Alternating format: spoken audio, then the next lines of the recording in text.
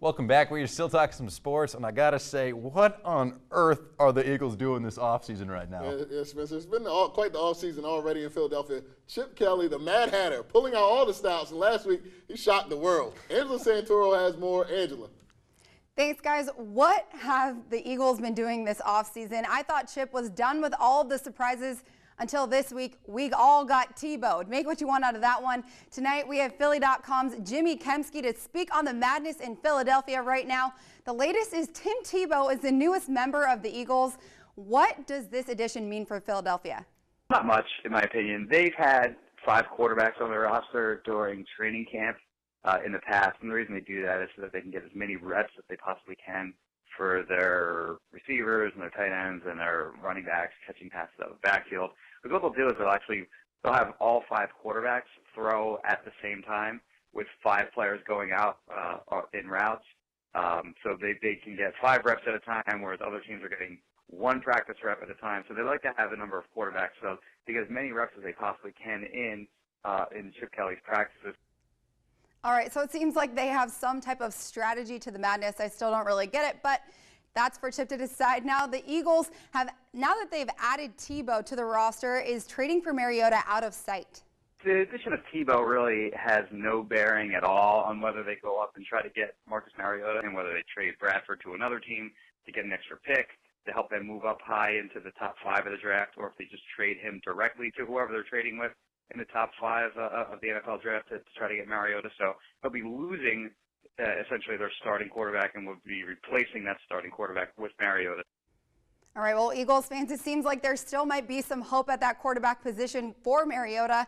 Now, the preseason workouts began this week. How are those workouts going? And because it is voluntary, how's the turnout? They have voluntary workouts going on right now. As far as I understand, there are only a few players that are missing it. Evan Mathis is not participating in that.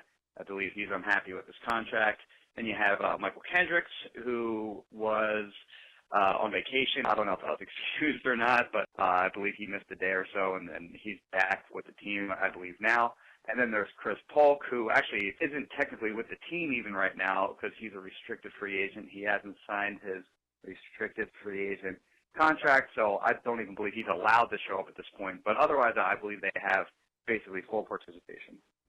All right, well, awesome. Thank you so much for joining us tonight. Philly.com's Jimmy Kempski.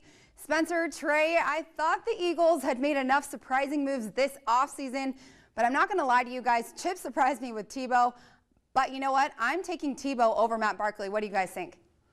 I'm going in an upset right now. I'm taking our camera guy over both of them. I mean, seriously, like, you could go with whoever you want. These guys, this whole thing is a joke. I mean, I just can't right now. I really can't with Chip Kelly. The thing that you really got to imagine is where would this team be right now if they hadn't gotten DeMarco Murray? I mean, they might have ran Chip out of town. Good thing is they got them from some sorry team that's over in Texas somewhere. Sorry team that will win the Super Bowl next year. We'll talk about it another time. I'm different in the fact I think Tebow can kind of come in and contribute in different ways. We know the unpredictability of Chip Kelly's offense, you know, and Tebow's not a good quarterback. You agree with that?